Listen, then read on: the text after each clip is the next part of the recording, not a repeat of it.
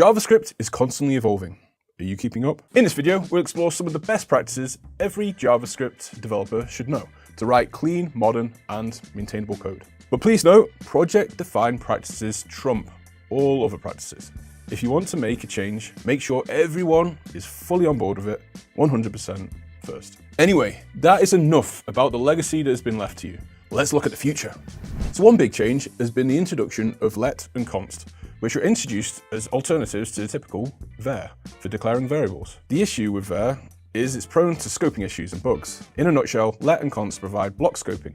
Let for variables that change and const for variables that don't. In older code bases, it wouldn't have been uncommon to run into function prototype approach for emulation of classes. But times have changed, so now there is a better way to achieve this. Classes, which has a much cleaner syntax.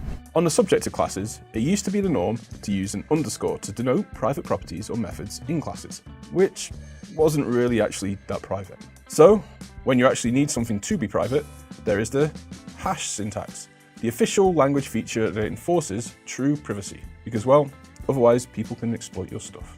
Arrow functions are often used to make callback functions, or anonymous functions, more concise and readable. They are especially useful when working with higher order functions like map, filter, or reduce.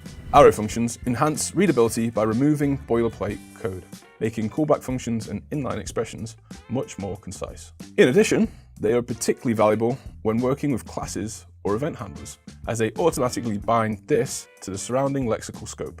This avoids common bugs related to this in traditional function expressions, especially in asynchronous or callback-heavy code. Logic is somewhat important in code, or is it? It is. It used to be that developers would use logical OR operator to assign default values when a variable is undefined or null. However, this can behave unexpectedly when the variable holds values like 0, false, or an empty string, because OR treats them as falsy and substitutes the default value. A better way is to use the nullish coalescing operator, as it only checks for null or undefined, leaving other falsy values, like 0, false, or empty strings, intact. It provides a more precise way of handling default values in cases where null or undefined should trigger the fallback. It prevents errors caused by using OR, which may unintentionally override valid falsy values.